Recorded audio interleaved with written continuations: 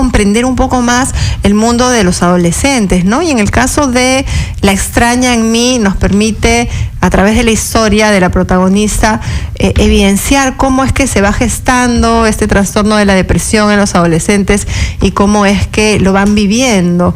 ¿Qué nos podrías contar? ¿Cómo nace así este interés, por ejemplo, de escribir una novela sobre este tema? Bueno, nace de la necesidad de contar una historia que pudiera impactar a mi comunidad, algo que les pudiera dejar un mensaje muy claro, tanto a padres, a profesores, como a los mismos adolescentes. Realmente yo quise contar esta historia porque me pareció que me destrozaba el corazón, pero que también de ahí se podrían sacar muchas cosas buenas. Y entonces decidí,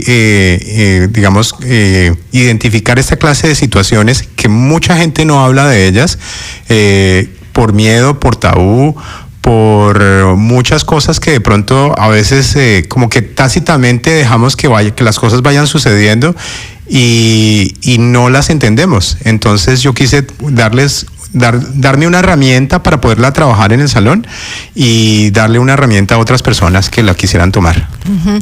Justo nosotros en los últimos programas hemos estado conversando con el público el tema de cómo la violencia entre los padres, las situaciones no resueltas, las parejas que viven juntas y deberían no estarlo, cómo es que todas esas dinámicas afectan en la vida de los chicos, y justo tu libro calza perfectamente con esta temática que hemos venido abordando de cómo es el impacto emocional, porque la protagonista de la historia, que es Vania de la Roche, pues justamente atraviesa por un tema familiar en casa de violencia entre los padres. Claro. ¿Nos cuentas un poquito cómo viene esta relación de lo que le pasa a la protagonista con el tema de la situación de los padres? Sí, básicamente es que ella descubre que en cierta forma su papá ya dejó de querer a su mamá y digamos que le tiene un reemplazo a escondidas.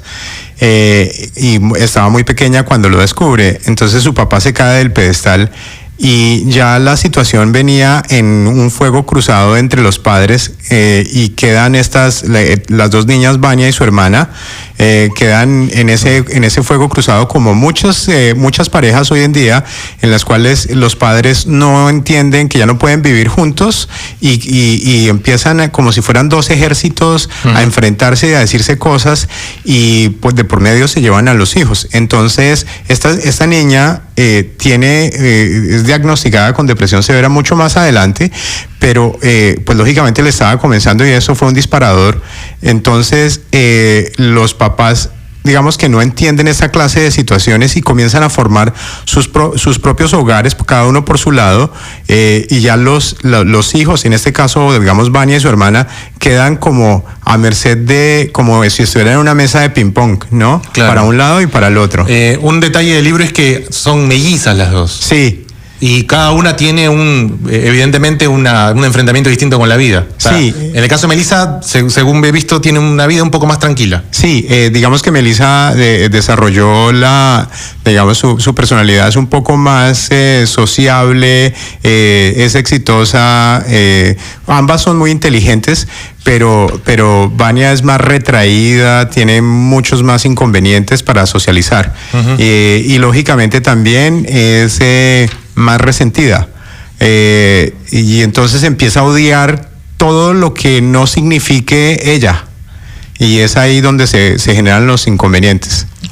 Y también mirando el libro, Vania en paralelo sufre el tema también de recibir acoso en el colegio, la molestaban. Sí, claro. Normalmente lo que sucede, digamos, yo lo he podido evidenciar durante 24 años, es que los jóvenes que son un poco más retraídos, más callados, que se van aislando, tienden a tener esta clase de situación, de ser acosados, de que se burlen de ellos. Hoy en día, a través de las redes sociales, que es una cosa de lo que le pasa a Vania, hay una red social llamada Ask, en donde dice: hazme una pregunta anónimamente. Ask FM. Sí. Entonces a ella pues como cualquier adolescente, digamos, que quiere una vida normal, pues ella abre su perfil y al comienzo unas cosas como la gente preguntándole por qué eres tan tímida, por qué no socializas en el colegio, pero ya después se salen de contexto. Sí, claro. Lo que pasa es que para explicar un poco el contexto de este tipo de aplicaciones o de redes, usualmente estas planillas que se asemejan a lo que aquí en el Perú conocimos como Slam, era estos cuadernos donde tú dejabas una pregunta y el dueño tenía que contestar. Se trasladó más o menos en la primera parte de esta década a Formspring, Ask.fm y le decías a la gente, hazme una pregunta. Y a veces, como no hay administrador de preguntas, te pueden lanzar preguntas muy hirientes también, o crítica directa disimulada con pregunta. Y si no estás preparado para enfrentar la libertad absoluta de que alguien te pueda decir algo, caray, te puede hasta lastimar seriamente. Sí, hay una cosa entre la diferencia de preguntar como tú lo dices, con una libertad absoluta, y otra cuando ya raya en la agresión verbal y pues lógicamente psicológica, porque ya llega a afectar a la persona a tal punto que si no lo sabe absorber, pues entonces vienen las consecuencias graves, que fue lo que le pasó a Vania. En el caso de Vania, como factores desencadenantes de esta depresión, tenemos por un lado la relación de los padres, por otro lado la dificultad que ella tenía en sus habilidades sociales y que además repercutía en que recibiera maltrato por parte de los compañeros. ¿Hay algún otro factor más a lo largo de la historia que colabore como un factor que pueda empujar a la depresión de la protagonista? Esto te pregunto porque nos están escuchando muchos papás, ¿no? Sí. Y sus hijos pueden estar en distintos escenarios y es bueno saber. Es básicamente la falta de comprensión de los adultos, los padres y los profesores de un fenómeno como este, de una enfermedad que afecta a millones y millones de personas en el mundo, y a veces entendemos que es simplemente que la persona es una malagradecida. Sí, entonces que está dejando o sea, tú por qué no agradeces que tienes absolutamente todo, que damos absolutamente todo, y tú te pones triste por eso. Tienes la capacidad para hacerlo. Muy bien, vamos a hacer una pausa y regresamos a seguir hablando de este tema, cómo las discusiones entre los padres pueden generar trastornos emocionales en los hijos. Regresamos aquí en Sin Vueltas, vía RPP. Con los ojos abiertos. Muy bien, seguimos con la entrevista a nuestro invitado Antonio Ortiz. Él es escritor y docente colombiano. Ha escrito La extraña en mí y Maleducada. Y en esta oportunidad estamos hablando sobre tu libro, Antonio, La extraña en mí, relacionándolo también con el tema que nos convoca esta tarde de cómo las discusiones entre los padres pueden generar trastornos emocionales en los hijos. Y en este caso, pues la protagonista sufre de un trastorno depresivo que se ha ido gestando desde la niñez, en la que ella pasa por la experiencia de que sus padres pues pelean, discuten, hay esa guerra que tú mencionabas, y luego pues ella, sumado a la falta de recursos sociales para relacionarse, se va ahondando esta sensación de soledad, de tristeza, hasta que se diagnostica la depresión. Sí. Ahora, hemos conversado un poco de cómo hay factores que intervienen en que esta depresión se vaya gestando, pero luego el libro va avanzando en su trama y también hay otros factores que colaboran a que la depresión también se vaya controlando y que haya un paso adelante. ¿Cuáles son esos factores? Bueno, lo primero que pasa es que se comprende un poco que hay una enfermedad y que como enfermedad debe ser tratada. Entonces se acude a profesionales. Primero, pues lógicamente, bueno, en la historia, un poco para no dañar aquí la trama del libro, la mamá, por ejemplo, llega a desesperarse un poco y la lleva a un grupo de oración. Pero eso, pues lógicamente no digamos que tranquiliza por un momento, pero no es el factor determinante para poder solucionar el problema. Entonces después ya piden cita con un psicólogo, que el psicólogo pues hace, digamos, como una charla normal con Vania, y ya entonces remite a un psiquiatra, y el psiquiatra pues entonces empieza a hacer todo el proceso. Y en algún momento, cuando se sale de control, ella termina en una clínica de reposo, y varias veces. Inclusive hay un momento en el que ella ya pierde el control de sí misma y le pide a su mamá prácticamente de rodillas que por favor la vuelvan a hospitalizar. Entonces es ahí donde la familia empieza a unirse en torno a esta clase de cosas y todos empiezan a comprender un poco más y lógicamente con cariño y con muchas cosas se puede lograr bastante. Claro que sí. Bueno, salimos a la calle a hacer esta pregunta: ¿qué cosas en el hogar de un adolescente pueden ocasionarle depresión? Estas fueron las respuestas. No sé, pelea entre los padres. Discusiones entre los padres que puede hacer que la persona en clase no pueda rendir bien en sus estudios y sentirse mal, exclusiones de grupo. De repente no saber qué hacer luego de que termine en el colegio o su futuro, ¿no? Problemas familiares más que todo, ¿no? En su casa, sus padres, ¿no? Sus hermanos. Es la ruptura de pareja, ¿no? Cuando tiene problemas con las parejas, entonces puede ser que una ruptura afecte emocionalmente. Bastante, diría yo. Bullying en el colegio. Eso puede hacer que la persona esté triste, decaída. Varios coinciden, Antonio, en el tema de los conflictos entre los padres, ¿no? Las malas relaciones entre los padres. Bueno, sumado al bullying, que también lo ves en tu novela, ¿no? Sí. Hay una cosa supremamente importante y es que como pues los adolescentes a veces son crueles porque digamos esa es la etapa en la que uno está buscando identidad y digamos como que nada le importa. Claro. Ellos afectan a través de las redes sociales y digamos en cara a cara a la protagonista en este caso que es Vania.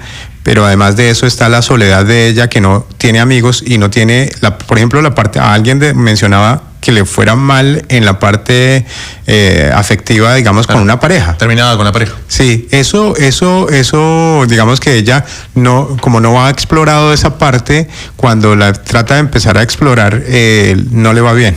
Claro, es que lo que pasa es que viene el tema de: tu problema no es tan serio, tu problema no es tan grave. Sí. Y ya se empieza a minimizar porque como no ha tenido mucho nivel de socialización con alguien más, la gente asume o cree o se predispone a pensar que sus problemas no son tan graves. Y eso también daña la autoestima y daña la necesidad de solución de los chicos.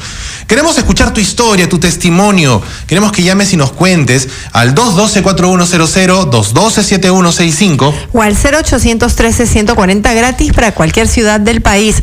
Los esperamos después de la pausa. Regresamos aquí en Sin Vueltas vía RPP Noticias.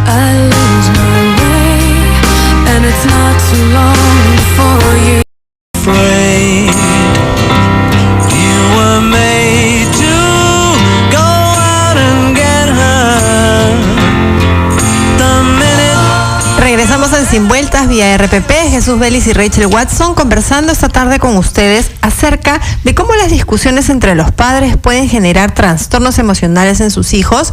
Tenemos a nuestro invitado, Antonio Ortiz, escritor y docente colombiano, que ha escrito un libro sobre la depresión en un adolescente, titulado el libro La extraña en mí. Antes de seguir conversando con Antonio, vamos a leer el comentario de Analí en el Facebook. Deja tu comentario en RPP Vital, perfil de salud de RPP Noticias. En mi caso, viví casi toda la vida con unos padres conflictivos. Mis padres siempre se peleaban tanto física como psicológicamente y ahora yo tengo 22 años y soy madre. Me he vuelto antisocial, con baja autoestima. Intenté quitarme la vida varias veces porque decía que nadie me quiere y creo yo que los conflictos que tenían mis padres me mataron emocionalmente. ¿Cómo puedo llegar a ser feliz si tengo tanto odio y tristeza dentro mío? No quiero transmitirle esto a mi hija de 4 años. Sí, bueno, Analí definitivamente ha pasado por una serie de situaciones que justamente son las que nos convocan al tema de la tarde de hoy, ¿no? El tema de estas peleas entre los padres, y leemos el impacto psicológico y físico que ha tenido, porque también ha tenido maltrato físico. Y bueno, sí, generalmente cuando ocurren estos eventos tan fuertes, los chicos van creciendo y aún incluso cuando son adultos mantienen ese resentimiento, ese rencor. No es la primera vez, Antonio, que recibimos en Facebook este tipo de aportes en el sentido de hacernos ver cuánto puede marcar esta situación para el resto de la vida, ¿no? Y en tu caso, Analí, bueno, no nos precisas mucho si es que has hecho algún trabajo psicológico, sí, pero Antonio mencionó también en su historia como parte de la ayuda para poder salir de esta situación, es que definitivamente hay que buscar ayuda y apoyo, porque solos de la depresión no se puede salir, es muy difícil. Sí, eso es bien complicado y ahí yo le apuntaría un poco, digamos, a que primero a buscar ayuda profesional, que es lo más importante, y segundo, empezar a entender que todo es un proceso y que debemos aprender a perdonar.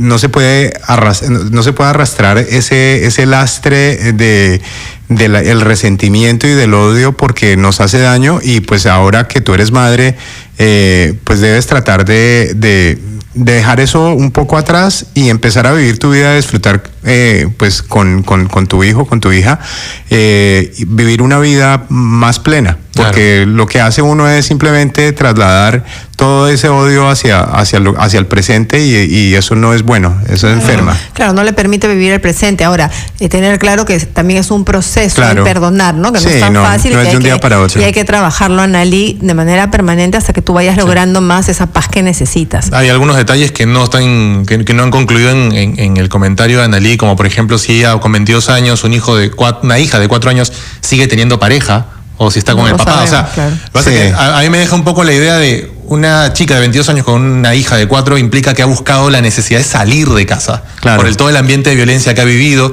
y ha encontrado esta ruta, que es justamente salir de casa con un hijo. O sea, porque yo creo que por ahí el desencadenante de la necesidad de salida de esta chica. Una búsqueda afectiva también, ¿no? Exacto. El sentirme querido por otra persona, y poder también trasladar ese sentimiento de que no esté solo. Pero lo cual es lícito, porque a todos nos gusta sentirnos queridos, apreciados, y más ella, que relata que en su historia muchas veces intentó no estar acá, ¿no? Quitarse la vida, y tiene el tema de la baja autoestima, ¿no? Que es parte de todo el tema depresivo que luego vamos a seguir conversando. Vamos a escuchar a Carmen, que nos está llamando desde Santa Anita. Hola, Carmen, ¿cómo estás? Hola, buenas tardes, ¿cómo está usted? ¿Qué tal? Muy bien, Hola. Carmen. Bienvenida, te escuchamos. Bueno, yo tengo un niño de 16 años, mi hijo adolescente, y cuando él tenía 10 años, pues su padre se fue con otra mujer. Y ese tiempo él decía, mamá, llámalo a mi papá, y yo le llamaba y no me respondía. Y él, pues, bueno, como era niño, lo pasaba como bien, pero se ponía triste. Y a los 14 años, él empezó a llorar en las noches, y después empezó a cortar las manos, así con gilet, y lloraba. Entonces yo lo llevé de emergencia a un psicólogo, y bueno, le recetaron pastillas para la depresión, y después me mandaron al psiquiatra. Pero él hasta ahorita, que él tiene 16 años, está así, y ahora ya no quiere tomar las pastillas, y se encierra en su cuarto, cierra las ventanas, quiere estar a oscuras, así sea de noche, apagaba la luz, triste, así sea de día, todas las ventanas cerradas. No sé cómo hacer ya con mi hijo ya. Carmen, una pregunta, ¿y él logra ir al colegio o se queda en casa? Él logra ir, pero va tarde. Ya. Va tarde. Este año ya termina quinto de secundaria, pero imagínese que yo estoy luchando con él así todos los días, hasta reniego, a veces le grito, le digo rápido así en las mañanas, pero es un caos, no se imagina. Claro, es que él está con un tema depresivo por todo lo que tú cuentas, ¿no? Esos indicadores de encerrarse, de no querer la luz, de estar desmotivado, son temas depresivos. Él está diagnosticado con depresión, por lo que tú nos cuentas, toma unas pastillas, bueno, debería tomar unas pastillas. La pregunta es, ¿en estos momentos tiene tratamiento psicológico o lo ha dejado? Él está con psicología, pero no quiere ir a veces. Al psiquiatra tampoco quiere ir, porque al principio sí ha estado aceptando, él iba, pero ya después ya quiere. Ya, Carmen, el no querer ir puede también estar respondiendo a que el cuadro se está agudizando, ¿no? Parte de la depresión es tampoco tener ni siquiera la motivación para recibir la ayuda, porque simplemente es un estado de ánimo tan bajo que no te permite ni siquiera tener la idea de querer salir adelante. Entonces, en ese sentido, tú como mamá tampoco debes permitir que él decida si va o no va. Si tú sabes que él necesita el tratamiento, tiene que seguirlo. Y si es que no hay manera, pues está la posibilidad también del internamiento, porque es mejor que se recupere a que él siga arrastrando esto, ¿no, Antonio? Sí, lo otro que yo podría ver ahí es que de pronto él ve que lleva no sé, varios años y en vez de mejorar, de pronto siente que lo que tú dices se agudizó y ya no tiene o la misma, si ha sido el mismo psiquiatra que lo ha tratado, a veces suele suceder que no se conecta también con el psiquiatra y entonces simplemente lo prescriben, pero no más, y entonces no hay realmente un proceso que haya mejorado. Entonces ahí tendría que, como dicen por ahí, a veces una segunda opinión también es importante. Sí, claro. Claro, y los tratamientos suelen ser mixtos, es en paralelo. Cuando es un tema depresivo es el médico psiquiatra, que es quien diagnostica la depresión como médico y manda el tratamiento farmacológico, y en paralelo la terapia emocional, claro, que es con un psicólogo o psicóloga. Muchas veces el psiquiatra también es psicoterapeuta, claro, y él puede hacer las dos funciones, pero en otras ocasiones no es así. El psiquiatra esa parte es un médico y se complementa con la terapia psicológica. Vamos a seguir hablando de este tema luego de la pausa. Regresamos aquí en Sin Vueltas vía RPP Noticias.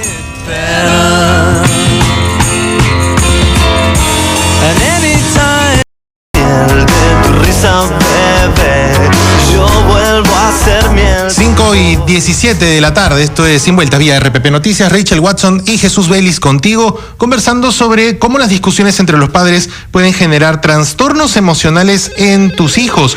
Y el tema, en verdad, lo hemos estado siguiendo con Antonio Ortiz, escritor y docente colombiano. Él ha escrito La extraña en mí, y siempre que tocamos ese tipo de temas, cuando notamos el tipo de vivencia que tiene la gente y lo que puede soportar los chicos durante tanto tiempo, que luego se refleja en vida adulta, nos sorprende siempre.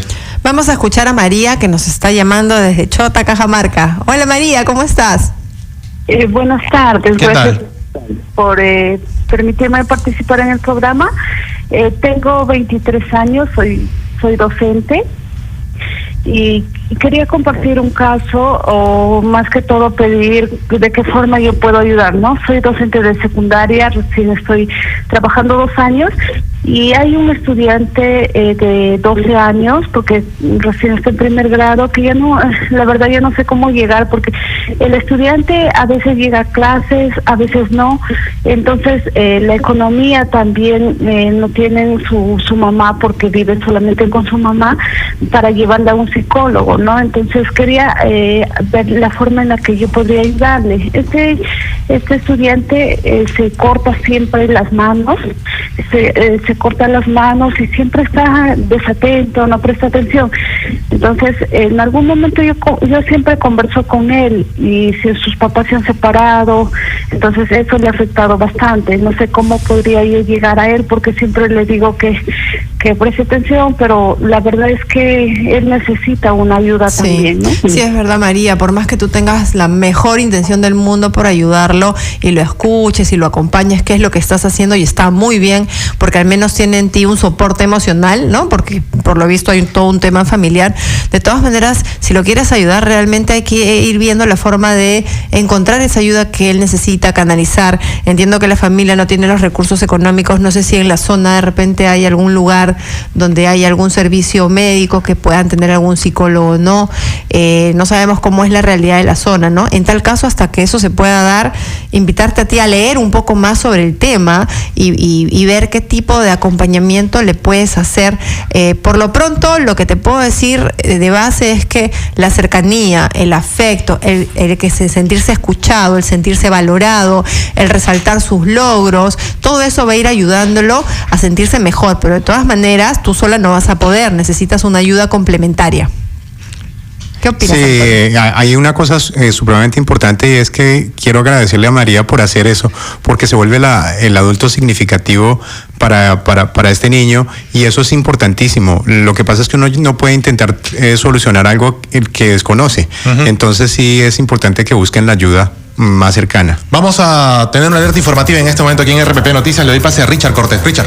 Sí, ¿qué tal, Jesús? La información procede de los Estados Unidos. Hace apenas segundos el presidente de ese país, Donald Trump, ha dicho que no descarta la posibilidad de una intervención militar en Venezuela, lo que significa este paso adelante del presidente de los Estados Unidos ante la crisis política y social en Venezuela.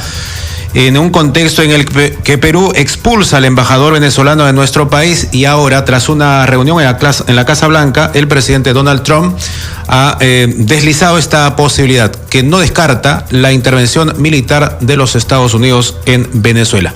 Mayor ampliación, detalles de este anuncio y reacciones sobre esta posición firme de los Estados Unidos en cualquier instante. Muy bien, regresamos entonces aquí en Sin Vueltas vía RPP Noticias y estamos hablando de cómo las discusiones entre los padres pueden generar trastornos emocionales en los chicos. Hay varios comentarios en el Facebook, en RPP Vital, en RPP Noticias, y escribe María y pregunta, pasa un caso con mi hermano y mi cuñada, cuando él toma y mi cuñada le empieza a reclamar poniéndose alterada, es ahí donde inician una discusión que a veces termina en golpes. Por mi parte le he dicho a mi cuñada que cuando esté tomado no le diga nada, ya de sano le podría reclamar, pero no entiende. Y eso ven sus hijos, que ya son adolescentes, y se asustan. Espero una orientación. Gracias. Sí, bueno, definitivamente ahí hay que tratar primero de cortar ese círculo de la violencia. Sí, es una cosa que impacta demasiado y es negativa. Y pues lógicamente hay que dejarlo de lado porque eso no resuelve absolutamente nada. Claro, el tema es que muchas familias están desorientadas al respecto porque no saben cómo hacerlo. Sí. ¿No? Nosotros en varios programas, Antonio, venimos tratando ese tema, ¿no? De crear conciencia en las familias, que la manera de resolver los conflictos no es discutiendo, mucho menos delante de los chicos, ¿no? Sí. Que se trata de llegar a acuerdos, a soluciones, y si la violencia persiste, pues hay que tomar decisiones también, ¿no? A veces los padres creen que siguiendo juntos por los hijos les hacen un bien, pero al contrario, muchas veces les hacen más daño. Sí, hay una cosa y otra vez vuelve y se presenta el problema de no saberse separar, de no ser lo suficientemente maduros para tomar una decisión de decir no más, entonces arreglamos en una oficina con un abogado sobre los bienes y sobre las cosas que tengan, o simplemente esta es la ley, este es el procedimiento, pero cada vez que nos encontremos con nuestros hijos, pues debemos ser la familia que somos, simplemente que ya no vamos a estar juntos. Eso venimos insistiendo muchísimo, que evitemos discutir delante de los chicos, si es que nosotros por último no podemos llegar a acuerdos y claro, buscar mediadores, ¿no? En este caso ya es abogado cuando ya está la decisión de separarse, pero para llegar a ese punto muchas parejas pasan previo por muchos estadios y muchas veces esos están llenos de violencia. Sí, entonces claro. Ahí aconsejamos la terapia familiar, ¿no? El acompañamiento de algún consejero hasta que se pueda ir resolviendo la situación y tener cierta luz, porque hay padres que no se separan, no piensan separarse, entre comillas, se quieren, pero viven en este ambiente tóxico. Sí, se pueden amar, pero no pueden vivir bajo el mismo techo. Claro. Y una de las cosas que sucede es que empiezan a enviarse, digamos, los hijos se vuelven los mensajeros. Dile a tu papá que, dile a tu mamá que, es que, y la crítica, ¿no? Es que como tu mamá siempre es así, es que como tu papá esto, y claro, ellos reciben toda esa clase de negatividad y es muy complicado, pues los impactan negativamente. Claro, es sumamente dañino, ¿no? Sí. Y además muchas veces les genera culpa a los chicos. Claro. Y también a veces no saben, a mí me ha pasado mucho cuando converso con adolescentes, es no saber qué partido tomar, ¿no? Porque ellos también entran en una serie de jaloneo de a veces verse confrontados a tomar partido por alguien. Claro, y todavía tener la idea en la cabeza de que en algún momento eso se puede solucionar. Sí. Y toda la distancia generada por el conflicto y estas frases hirientes del uno al otro a través del hijo, a él lo confunden más y le dicen, oye, pero me está desesperando, esto no se está resolviendo. Y eso también lo suma en depresión. Claro, y lo que tú decías anteriormente, ellos se sienten culpables porque creen que son la razón por la cual los padres se están separando y no están unidos. Hay algunos que, por ejemplo, se enteran de que no fueron concebidos planificadamente, ¿no? Sí, y entonces dicen, si yo no estuviera, las cosas serían diferentes, yo les traigo muchos problemas, y es ahí donde se empiezan a cortar y a hacer cosas. Vamos a escuchar a José, que llama desde Chosica. ¿Cómo está, José? Bienvenido a Sin Vueltas. Sí, buenas tardes. Hola, José. Una consulta. A mí y a mí me han detectado ansiedad depresiva, F412. Ya tengo mi edad de 30 y tantos años, pero la cuestión es que supongo que esto se inicia cuando había violencia familiar en casa. La cuestión es de que ya a esta edad, digamos, ¿es crónico, no es crónico, se supera, no se supera? Y esa es una primera pregunta. Segundo, la cuestión es cómo prevenir, porque a veces solamente es la cuestión que se detecta, digamos, violencia familiar en casa, ya cuando ya pasó la situación. Yo creo que, no sé, el Ministerio de Salud o alguna institución que tenga que ver con salud mental, creo que no debe esperar que vayan a denunciar o esperar que se detecte a última hora. Yo creo que debería haber un tema de prevención, o visitar la familia, visitar las casas, hacer un tipo de censo, porque esto cada vez más está aumentando más. Muchas gracias. Gracias a ti, José. Gracias por compartir con nosotros lo que te está pasando. El tema del cuadro que tú tienes, el curso que va a tomar no lo sabemos, porque en realidad esa es una pregunta que tienes que hacer directamente a tu médico psiquiatra, porque todo depende de la historia. No tenemos suficiente data como para decirte cuánto va a durar o no. Generalmente este tipo de trastornos lo que se hace es controlarlos, ¿no? Entonces tú puedes vivir una vida bastante satisfactoria si controlas con la medicación y las terapias estos síntomas que puedas estar teniendo, ¿ya? De todas maneras, la duda específica que tienes de hasta cuándo, eso te lo va a responder tu psiquiatra, dependiendo tu evolución y el curso, y dependiendo también de toda la historia previa que has tenido. Nos queda claro que ha habido un tema de violencia familiar, y ese es probablemente uno de los desencadenantes los del disparadores, tema. sí, claro. ¿no? Uno de los disparadores. Muy bien, Antonio, ya estamos cerrando un poquito el bloque contigo. Tú eres papá también, ¿cuántos hijos tienes? Tengo tres niñas y un chico, que no son ya tan niñas y tan chicos, que están entre los 18 y los 20 años. Ya son adolescentes. Sí, mi hija mayor cumple 20 años el domingo. Y sí, pues digamos que pasamos por situaciones no muy complejas, pero situaciones difíciles en su adolescencia. Afortunadamente, hoy son adultos de bien. Y como papá, que has escrito un libro también sobre la depresión y los impactos de lo que puede ser una discusión de pareja en casa o problemas de pareja, ¿qué recomendación darías a los padres de todo el Perú que te están escuchando? Lo principal es que establezcamos la comunicación, canales de comunicación con nuestros hijos.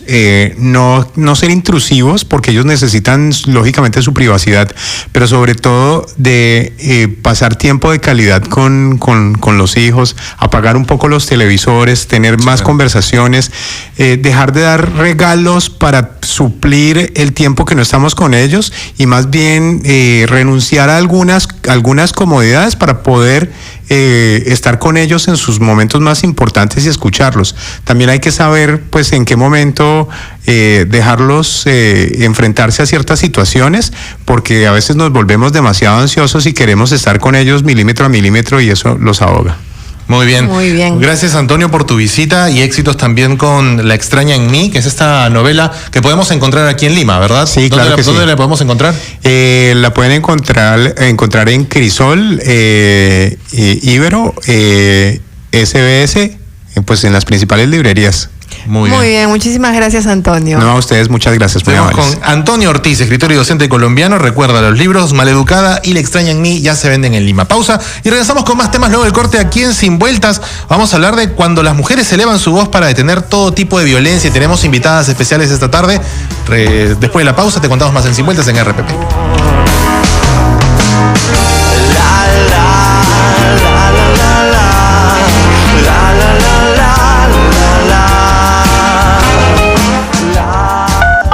Sábado 12 de agosto, reclame con el diario El Comercio su guía de compras agosto 2017 de Importaciones Iraoka, con ofertas en los mejores productos. No se la pierda. Happy Verde, María, Juan, Andrea, Pedro, Ángel, Carlos, Milagros, Sofía. En Maquinarias cumplimos 60 años, pero los regalos son para ti. Solo por aniversario, llévate un Nissan o Renault con bono de descuento de hasta $5,000 o 16,450 soles. Seguro vehicular gratis, accesorios de cortesía y más. ¿Qué esperas? Visita nuestros concesionarios a nivel nacional o ingresa a maquinarias.pe. Tipo de cambio referencial 3.29 soles. Mayor información en maquinarias.pe, sección Infoprom. ¿Cómo se me pasó? Me olvidé que tengo que pagar el agua, la luz, el teléfono, el celular. Ay, me voy a perder la actuación de Susanita.